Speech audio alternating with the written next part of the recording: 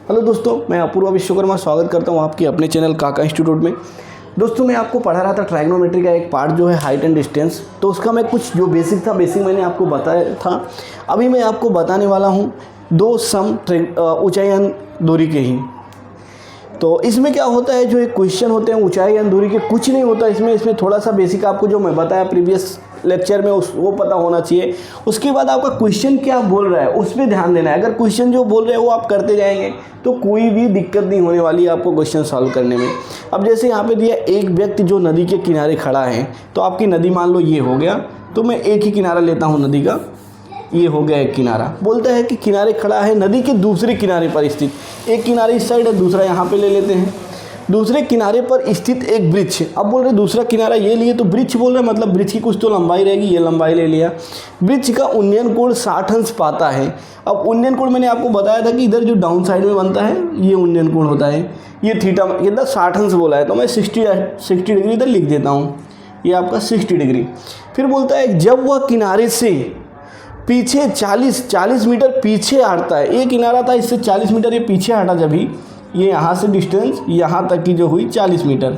अब बोलते हैं 40 मीटर जब पीछे हटता है तो उन्नयन कोण 30 हो जाता है। मतलब ये जो कोण आपका 60 बन रहा था, अब यहाँ से जो कोण यहाँ पे बनेगा ये 30 डिग्री हो जाएगा, 30 अंश हो जाता है। तो नदी की चौड़ाई बताओ। अब नदी का एक किनारा आप ये लिए थे, दूसरा ये लिए थे, मतलब नदी की चौड़ाई जो होगी यहाँ से लेके यहाँ तक होगी। इसको हम मान लेते हैं x, इसको मान लेते हैं वृक्ष की ऊंचाई जो है h। अब आपको इसमें देखना है दोनों त्रिभुज में कि आपका क्या क्या मिलता है। अगर ये भुजा ले लें, आप ये ले लें, तो ये आपका देखो ये 90 डिग्री होता है, 90, और ये लंब होगा, ये आधार होगा, तो h अपान x करेंगे लंब बटे आधार, तो आपका आता है 10। अब थीटा की वैल्यू यहाँ पे कितना है 60, h अपान x करेंगे। अब 10 60 का वैल्यू आपको पता होना चाहिए जो होता है √3, तो यहाँ पे h की वैल्यू निकालेंगे तो x √3 आया। अब ये h की वैल्यू x में आ गई।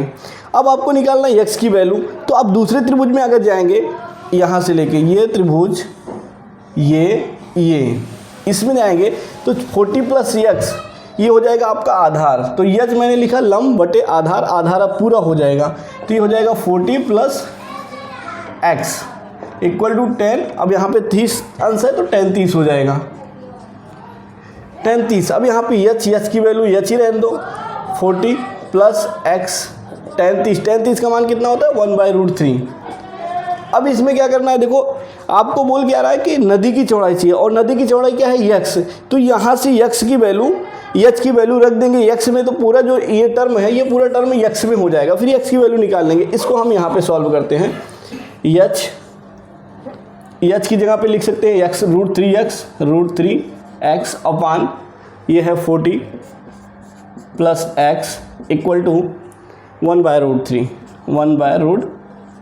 अब ये √3 का इसमें गुणा होएगा 3x आएगा, इक्वल टू इसका इसमें गुणा होएगा 40 + x। अब ये x इस साइड आएगा 2x = 40, और 2 से कट जाएगा 20, x की वैल्यू जो आया 20। अब ये x देखो, आपकी x यहाँ से यहाँ तक दिया है, और यही नदी की आपकी चौड़ाई है, तो आपकी नदी की चौड़ाई जो आई आपकी 20 मीटर आ गई। ये आपका हुआ पहला सम। दूसरा सम मैं आपको सॉल्व करके बताता हूँ।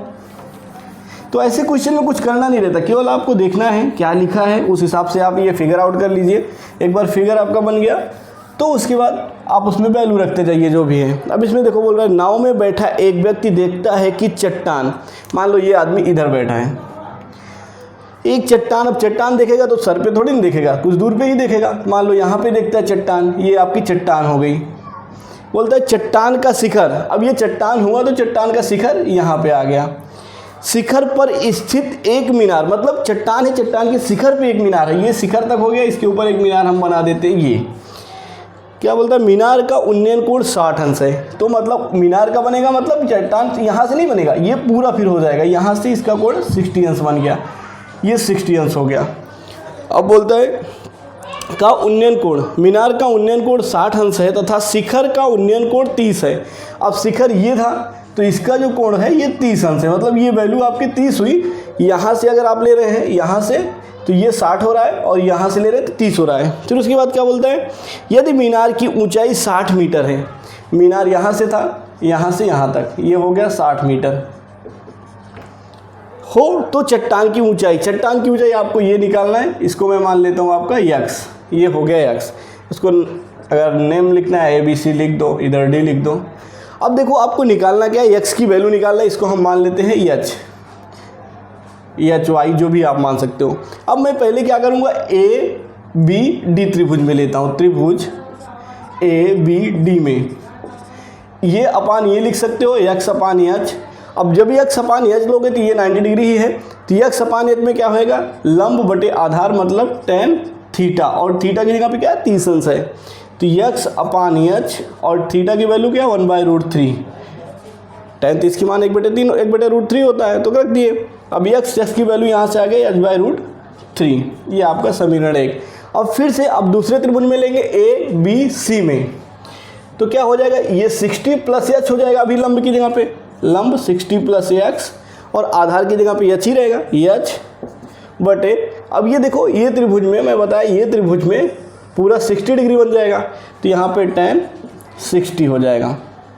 अब देखो निकालना क्या आपको, वो भी आपके ध्यान में रहना चाहिए। बोल रहा है चट्टान की ऊंचाई, और चट्टान की ऊंचाई ये है, मतलब यक्स से निकालना है। तो आपको इसमें क्या करना है, एच गायब करना है। और देखो 60 प्लस, एक बार और लिख लेते हैं, 60 प्लस एक्स अपान एच, और tan 60 की वैल्यू जो होती है √3 होती है। अब यहाँ से देखो यक्स, आपको चट्टान की ऊंचाई निकालना है, और चट्टान की ऊंचाई जो है यक्स में है, तो आपको यक्स लेना है और एच गायब करना है। तो यहाँ से हम लिख सकते हैं एच बराबर x√3। अब ये h की वैल्यू इसमें रख दीजिए, 60 plus x upon x√3 equal to √3। अब ये √3 इसमें गुणा होएगा तो हो जाएगा आगे 60 प्लस एक्स इक्वल टू, ये इसमें गुणा होएगा तो √3 3x।